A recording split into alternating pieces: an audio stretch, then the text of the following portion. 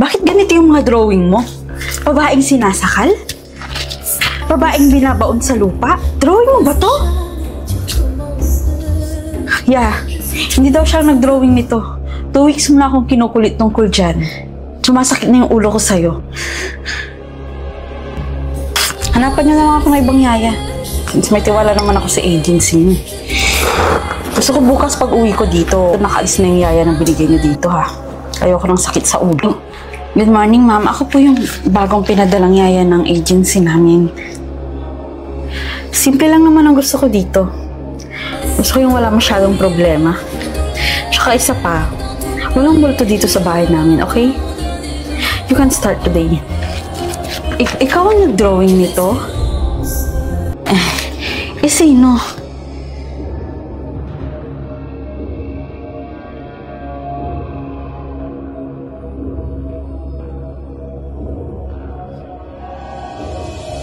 Chelsea, wala namang ibang tao dito eh.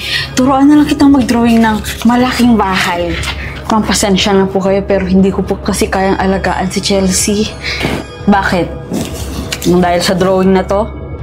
Mahilig sa horror movies yung anak ko.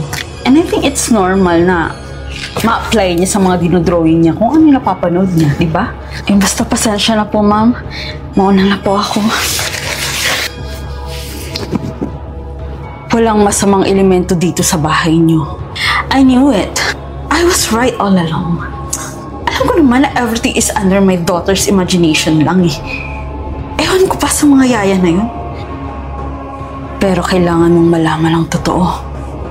Anong totoo? Honey, I'm home. Anong meaning ng mga drawing na to? Babaeng sinasakal? Babaeng binaon sa lupa? At babaeng nagpaparamdam dito sa bahay. Honey, I'm home. Han, magtapat ka nga sa akin. Pinabigay ba talaga si Chelsea ng nanay niya? Yes, honey. Kung ganun, anong meaning ng mga drawing na to?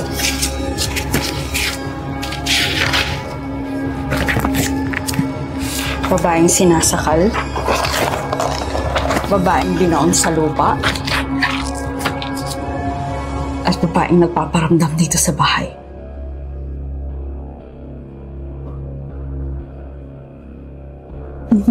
Drawing lang yung mga yan. Ano kinalaman yan kay Chelsea? Alam ko na lahat ng totoohan. Kinidnap mo si Chelsea sa totoong nanay niya. Pinatay mo yung nanay niya tsaka binaon mo sa lupa. Honey, ginawa ko lang naman lahat yun dahil ayaw kitang nakikitang malungkot. Wala nang nawala yung anak natin. Lagi na lang kitang nakikitang umiyak. Oo, pero hindi ko sinabing pamatay ka ng tao.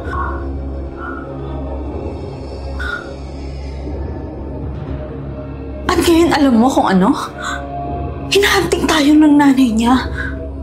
Ha?